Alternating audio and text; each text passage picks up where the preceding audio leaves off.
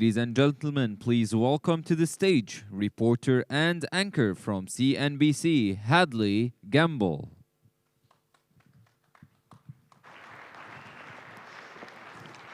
Good morning and welcome once again to this incredible opportunity to talk about setting the global energy agenda. We're here at the Atlantic Council's Global Energy Forum. My name is Hadley Gamble. I am the anchor for CNBC here in the region, and I'm also their senior international correspondent. And we have had a very busy start to the new year, have we not? And the new decade. So I want to kick off as quickly as possible and get us right back on our time schedule.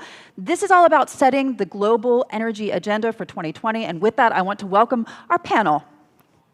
Could we have a round of applause, please?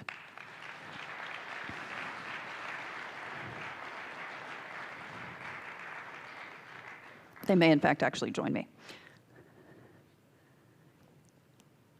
I'll give you another 5 minutes. Just because we're a little tight for time, I'm going to kick off by having a brief conversation with His Excellency Suhail Al-Mazroui, who you met earlier, of course, the UAE's Minister of Energy. Your Excellency, I want to kick off with you before we get to the rest of the panel, so you can slip off as quickly as possible. When we talk about what we've seen happening geopolitically over the last several days, it seems as if things have quietened down. You've said that we're not going to see a war in this region. Given that, and the fact that some members of the Iranian Revolutionary Guard are saying that this isn't over yet, do you believe it was a correct decision on the part of President Trump to take out Qasem Soleimani? Well, first of all, I will not answer that question because I'm not a politician. I am a Minister of Energy, if you can ask me about energy or industry. But I think for us in the UAE, we're optimistic about the future of the region. We are for de-escalation of any tension, and I think there is a wisdom that things will not escalate, and wisdom will prevail. What's important for us is to ensure that we, as a region where most of OPEC production comes from, is a region that is stable.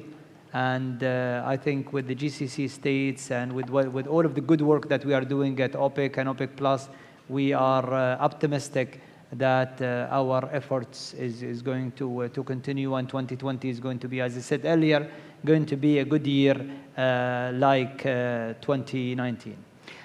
Can you walk us through specifically what the UAE is doing to ensure the security of their energy installations? Again, I'm not responsible for that field, but I can tell you that energy security to us is ensuring that we supply ourselves. So we have a plan within UAE, as Dr. Sultan mentioned earlier, working with ADNOC and working with the oil institutions to have an energy mix and energy security for UAE. And the second stage is our partners in the East. We are committed to ensure that they have ambient supply of hydrocarbon, and we are investing heavily to ensure that energy security for the world, or our part of it to the East, is well secured. We are bringing new partners with us in these investments, and I think they believe in the security of UAE. That's why they are investing and increasing their investments. So that's, I think, what worries me is, and that's what my ministry takes care of, is the energy security. And I can assure you that we are in a very good position to secure ourselves and to keep securing our customers in the East. And in terms of what happens next for 2020 specifically, when we talk about the volatility in prices that we could potentially see off the back of geopolitics, it's not over yet kind of mentality, what happens next in your strategic thinking, not just as the UAE, but as a member of OPEC Plus at this point? Because there are a lot of known unknowns. What's the most concerning to you of those? Well, first of all, I think the deal that we have managed to achieve at the end of the year when we met in December as OPEC and OPEC Plus was a good year to ensure that the slowdown, that we are prepared for the slowdown in the first quarter of 2020. And we are meeting in March to discuss any measure that we need to do. The objective for all of us in OPEC and OPEC Plus is not to achieve a certain price. The objective for us is to maintain the market balance so investors can invest. And are we there always? No, because when the United States, the production from the United States was exaggerated, and it's very difficult, and we can understand it's very difficult to manage. Thousands of companies are producing, but when everyone was producing, they get ahead of themselves, they overproduced, and what suffered is the profitability. And we discussed last year, are they making money for the investors? Not always. And I think most of the predictions for 2020 and 2021 is a slowdown, if not going flat in 2021, and that is something that we cannot control. So what is outside our hands is those producers outside the OPEC Plus. We cannot control them, and we are doing our best to manage the situation and try to adjust our production to ensure that we are providing enough supply, but at the same time we are not building inventories to reduce the prices to a level where it's catastrophic for those investors and we lose the US. We don't want to lose the producers from the US. We need them. We want them to be producing at a pace that is reasonable and sustainable. So those are the areas that, so it's like walking on a thin line. It's very difficult. It's very difficult not to tip sometimes. And I think with OPEC Plus now we have more certainty on ensuring that we are crossing the line. So in terms of the known unknowns, more concerned about the future of the shale industry, in a sense, than you are about the geopolitical shocks for 2020? It's unknown to us, and we try to get the best predictions. And I can assure you, every year they give us a prediction for 3 years, and they've been proven wrong. So they tell us we will produce 1 million in the next 3 years, or 1,200,000, and sometimes they get that forecast is wrong. And it's not easy to substitute 1 million barrel. And when you don't substitute 1 million barrel, what happened? The prices goes higher. Then, as His Excellency Fatih Birol mentioned, the world is in need for supply, but also to avoid fluctuations. When fluctuations happen, we all lose. We lose as a producers. We gain on the short term, but we lose on the longer term.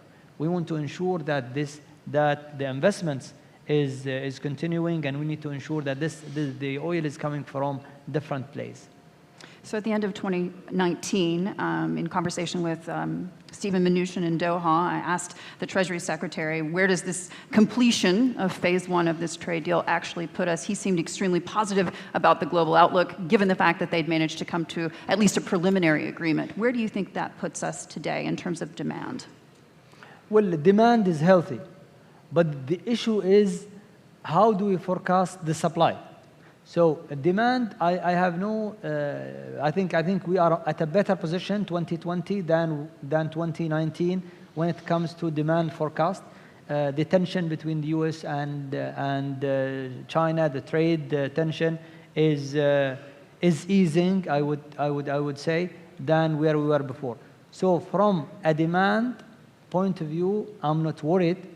I'm worried about either lack of supply on the longer run because we're not investing, or an oversupply on the short term.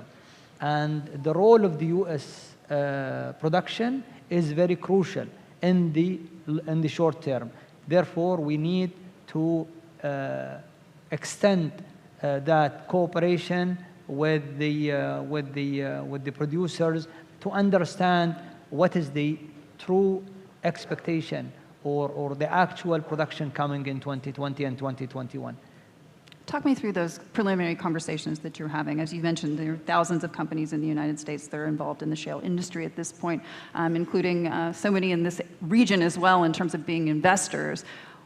Are we ever going to see potentially the Secretary of Energy from the United States on the sidelines of an OPEC meeting? No, no. I think that's against the law of the United States, and anyone who is sensible will tell you that. Plus, it's not one producer. So the Secretary of Energy of the United States have no control over those thousands of producers. So I think this is a fiction. It will never happen. The United States, like many other producers who are outside the group, are outside the group. What's important for us is to have a dialogue of understanding what is coming from each play and ensure that we have a balance. We need to spend money, and we are doing in the United Arab Emirates to ensure that we have a capacity production that we can tap into when we have a disaster or a situation which would require more production. If countries are not, if we don't have that extra reserve, the extra production allocation that the country has, then we will be in a very difficult position. If every country is at peak and then something happened, there is no one who could replace those barrels. And what is not needed, tension, wars, different forms of restriction of production, all of these, when they come at a sudden, they don't help us in the planning. And I think with more than 20 countries now with the OPEC Plus, we are more equipped to deal with such situations than before when we were only 10 or 12.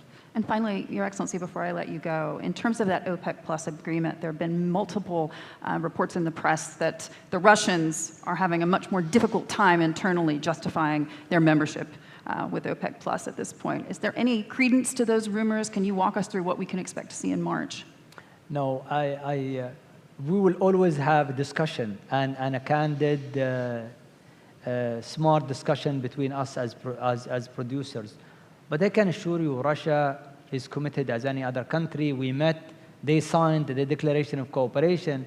If Russia was suspicious of the future of this cooperation, they wouldn't sign. They would just kick the can for another year or so. So signing a longer-term commitment of collaboration with OPEC, whether it's Russia or any of the other countries who have joined, this is, I think, a commitment to work for long term. They understand now, working with us for several years, that we're not after a price, we're after a balance, and they have reaped the benefits of such an agreement where we manage to stabilize the supply and demand balance. I think more than any time in the past, and we have the hope to continue doing that in the future. Therefore, all of the countries who have signed the Declaration of Cooperation and the continuation of it are committed. And I don't think if Russia have a different opinion in terms of when do we stop, when do we end, or do we cut, or do more, or do we cut this, UAE would have sometimes a similar argument on a technical basis, or Saudi Arabia or any other country. But that doesn't mean that we don't disagree. Once we agree on something together, we debate. Once we sit in the room and we agree, then whatever we agree, everyone is committed to deliver. Is there a backup plan if OPEC Plus were to fall apart? There is no reason to think it will fall apart, because if it was, no one forced the countries to sign a longer-term declaration of cooperation for OPEC Plus. They could have said, if there was a doubt, they wouldn't sign.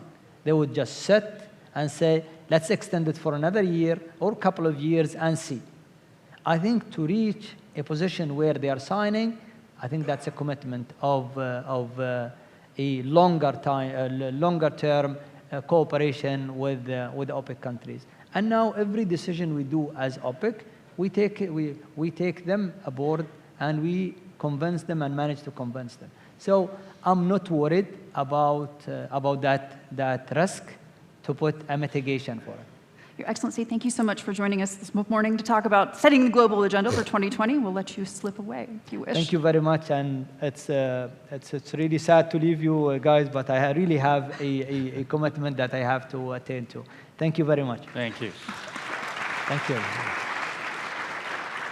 So just to quickly reset, we're talking about the global agenda for 2020. I'm really excited to have you guys joining us. I just want to introduce our amazing panel. Michael Senni is the Chief Executive Officer of Siemens Energy, also Majid Jafar, the CEO of Crescent Petroleum, and the Honorable Dr. Tawfiq Chowdhury. He's Energy Advisor to the Honorable Prime Minister of the People's Republic of Bangladesh. Gentlemen, thank you so much for joining us. And I think I'm going to take the chair so that I get to be seated too.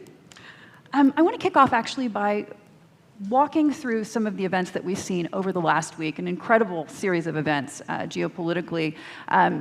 His Royal Highness Turki Al Faisal told me just a few weeks ago when we were having a much longer conversation about the role of energy in this region in politics. He said, the oil market binds the world together, and it has since 1945, and he expects that to be something that continues.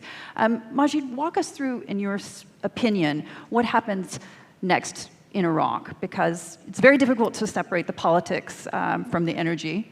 And one wonders, at a time when the protests for the last several months in Iraq really were focused for so long on the Iranian influence in that country. Protests of the last several days have been very much focused on the United States' presence in the country. Is it time for the U.S. to get out of Iraq? So I think the protests in the last few days have been against all foreign interference in the country, or using Iraq as a battlefield. Iraqis don't want that. They feel now that this is somebody else's war that's being fought out on their territory, and the state has been weak. But what's really been driving them is these young people wanting better opportunity. The system has failed to deliver on the private sector-led economic growth and job creation. On the energy side, despite all the challenges, the war on ISIS, the reserves picture is up to 140 billion barrels and growing. The production is up to 5 million barrels a day, number 2 in Opec, and the fastest growing. And there was some better rapprochement between the federal government and the Kurdistan regional government around revenue and cooperation. So that's all positive. Our own operations continue unaffected. We're obviously monitoring the security situation. We have a few U.S. expats, but not many. We're really almost 90% local staff and trying to get that as close to 100% as possible. The government is supposed to be changing. This government has resigned in Baghdad, and there's supposed to be an interim government to oversee new elections at some point this year. Now, whether this government itself carries on until those elections happen, that may be the case. So that is all expected later in the year. But for the time being, everybody wants to see calm. Nobody wants to see conflict. And I think that's reflected across the region and worldwide in governments as well as the private sector. In terms of what's happening in the South, you guys have $3 billion or so invested in Iraq in the energy sector. When you look at what happens more politically in the country, the danger of operating inside Iraq, this is something that folks in the region are more or less immune to in many ways, but certainly when it comes to international oil companies and the presence of Americans, we see folks get very jittery. Can you set the scene for us there in terms of what's actually happening on the ground? So our $3 billion actually as a group covers all sectors, including the ports in the south, the power sector. About half of that is in the oil and gas sector. We're a regional company, and we're there for the long term. Of course, we have insurance policies, security policies, and you can't be blind to risks, but we are committed long term. And yes, there are some Western companies who are very quick to withdraw or down tools when there is a risk. But we see other companies who will take a longer term view, in particular Chinese companies, committed to Iraq in a very big way, whether it's the national oil companies, private companies, service companies, and with capital as well. So I think the progress will continue in Iraq. The challenge now actually facing the country is infrastructure. The reserves are there. There are serious bottlenecks on export capacity, processing, pipelines, and policy and decision making is holding back progress. And locally, the key priority is stopping flaring, reducing flaring of gas, but using the gas that Iraq has to deliver electricity. It's a tragedy that 15, well, more actually now, getting close to 17 years after the 2003 invasion, there's still big parts of the country who don't have 24-hour electricity per day, a lot less than that. And that was, again, one of the things driving the demonstrations. Dr. Chowdhury, I want to bring you in on that in terms of the moral imperative and necessity for making energy readily available. Obviously, something that you've been focused very, very closely on from Bangladesh. Talk me through the renewable versus traditional energy sources argument there, because your government has made it a serious priority to get the country electrified. Let me set the context correctly. We are a lower middle income country, and 2020 decade, if you look, we want to be a middle income country at the end of the decade, which means we want to be $1 trillion plus economy. Now the energy demand is growing about 10% per annum. But the priority is to give energy access to ordinary folks. These global compulsions, they come much later, So if we want to give, then the strategy is like an algorithm, It keeps changing as we are able to meet the hierarchy of needs. Now, for example, by following a very focused strategy, we have been able to give access to electricity almost to whole of the Bangladeshi population. But we didn't forget that there are other obligations or other opportunities. And you'll be surprised to know that we have about 20 million people who access ordinary energy services from solar system. These are called standalone solar home system. Innovations are also very important. I know you all talk about electric cars and Teslas and all. We have our small Tesla. These are three-wheelers, electric cars, about 500,000 of them. They're all high occupancy vehicles. They go around local village roads and all. Maybe someday we'll build upon that. So countries have to look for their own solutions as they progress to their pathways. And the Prince of Denmark is gone, but at least we have the asymmetry of economic power between importers and exporters. That remains a very sore point. And countries make budget based on some price expectation. Now, if they go haywire, then the budgets, you can't manage the budgets. And I would possibly think that OPEC or oil exporting countries may think in terms of having a fund for emergency financing, so that if the prices have spikes, importing countries could immediately access that finance, because the first impact is a cash flow problem. Then you have the other problem. As we move along, we are diversifying our energy mix. We started off with liquid fuel, moving out of liquid fuel. We are importing LNG now. We have 2 FSRUs. We are moving into gas-based power station. We'll be commissioning our first nuclear power plant in about a couple of years' time. We're trying to find out whether we have wind resources. It's all not only producing electricity, in consuming energy, you have to find ways of doing more with less. And it's very critical, I sometimes wonder when I see the glittering cities, I just wish if they turn off the light, maybe so much of energy could be saved. Or if we change our habits, we decide that we will not drive the car on a certain day, so much of energy can be saved. So it's a question of behavioral issues are there. We should not be feeding unlimited consumption. And we must restrain and be responsible to our place in the earth. So we are also focusing on them. I want Michael and Majid to jump in on that in terms of ESG and the energy narrative going forward in terms of the ability of companies looking eastward in terms of the money that you guys are thinking of putting into these different sectors. I mean, where do we go from here, Michael? So where to put the money and in which sectors? Look, what we heard in the last couple of minutes is actually a perfect showcase how to allocate your resources and money, because this whole energy transition, what we heard, is happening at different levels from a different vantage point in each country. So, for example, we just heard, and Siemens is also very committed to Iraq, and we heard about critical infrastructure. There it is about building up, re-electrifying the critical infrastructure so that you can take the next steps in your country in taking your civil society to the next level. When I hear what's happening in Bangladesh, we also come into play, because to cater more or less the basic needs in a mix of energy, we can help with technology.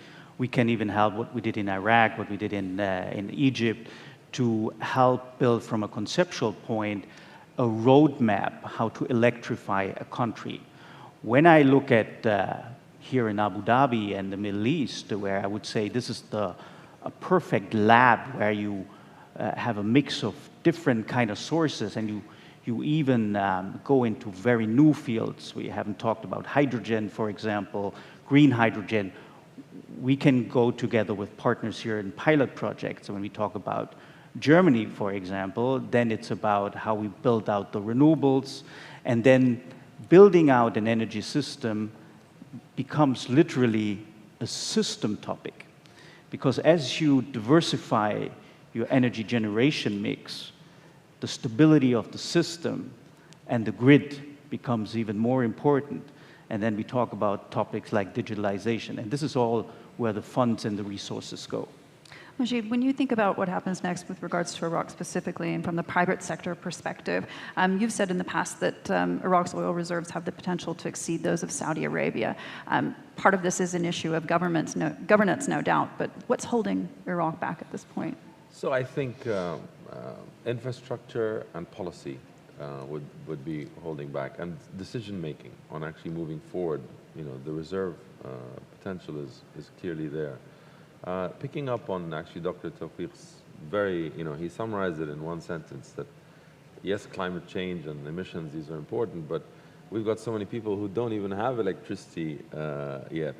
And this is, we heard from Fatih Zubay's presentation, there's a disconnect between perception and reality, and that the world has been led to believe, and by the world I mean really Europe and the coasts in the US, but that's where the capital comes from, the capital markets also, that somehow you don't need oil and gas anymore.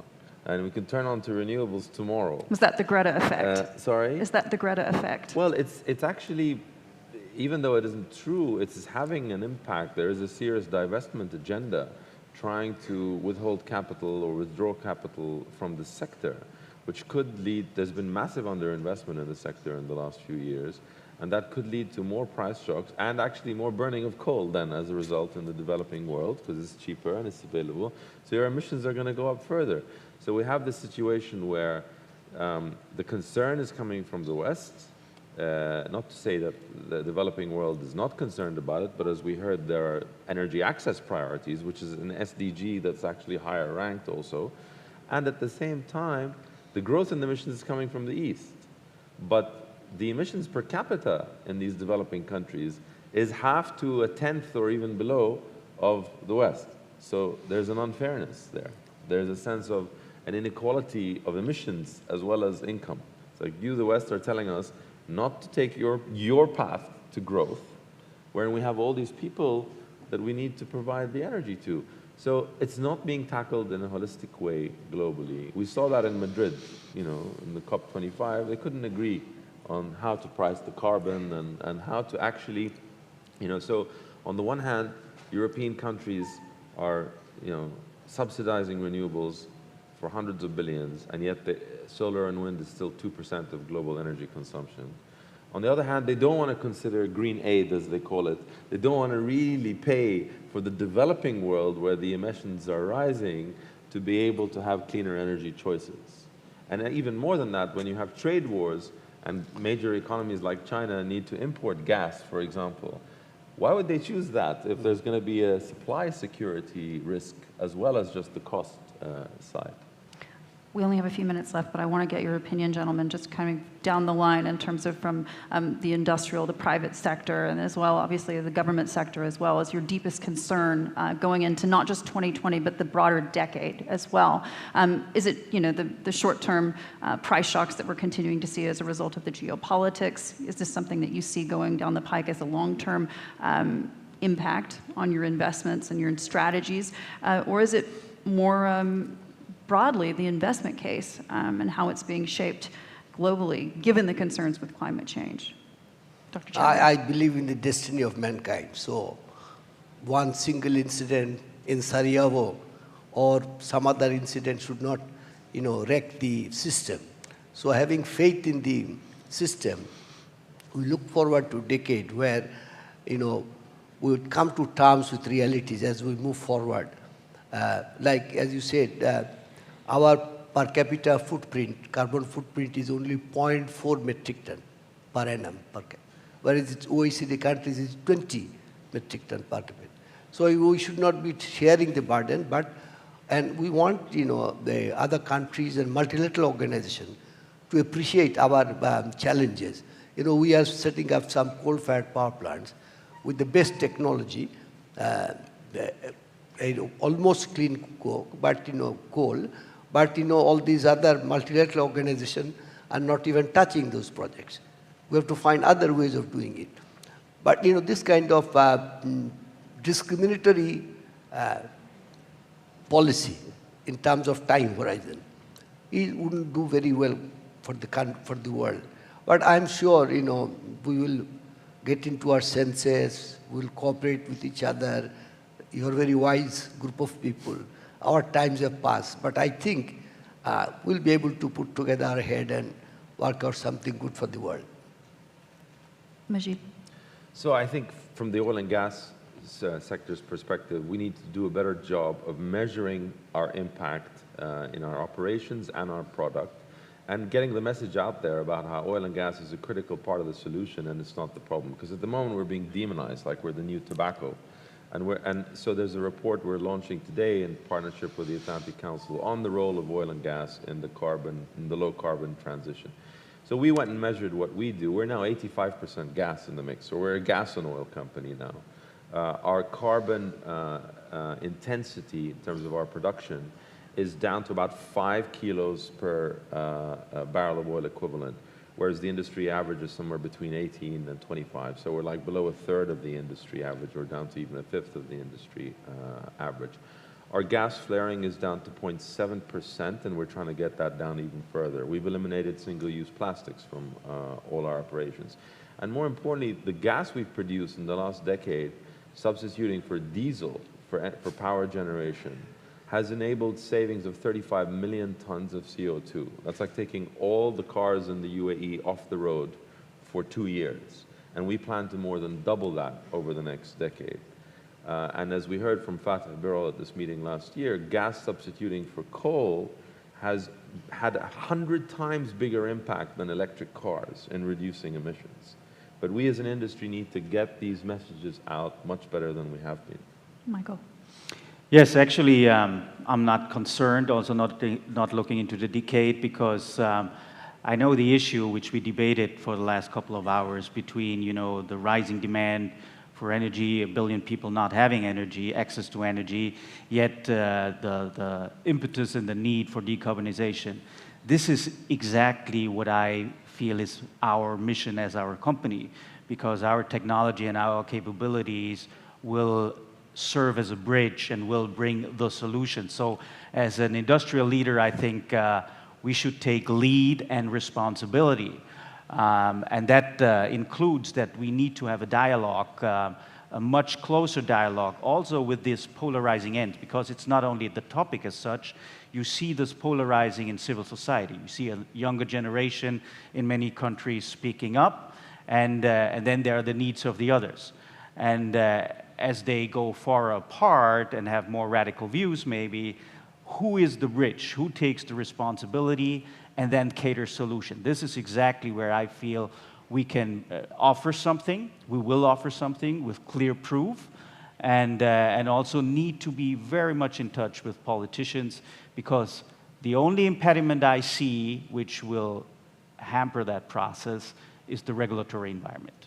So can I get a sense of more or less optimistic than you Yes. were a year ago about the economic outlook? Please. There is no other choice. You live life with optimism, you know. And we firmly believe that also. So I'm certainly optimistic on the economic outlook and the potential for good that our industry can do. My concern is about the image that it is somehow obtained at the moment. And if this divestment agenda starves the industry more and more of capital and more people see it as an industry that they should not be investing in, my concern is over the longer term that these reserves won't be developed. Or it may be that they end up being all owned by Asian governments. It may be a different shareholder if the West chooses not to invest. We'll have to see. I think we're entering a new age of electrification. We have heard a little bit in the presentation before how sector coupling works. So the energy demand is increasing, but in a different shape and form. And this is a new age of electrification, which is a great opportunity for us. Gentlemen, thank you so much. The global energy agenda for 2020 and the outlook for the decade. Thank you. Thank you.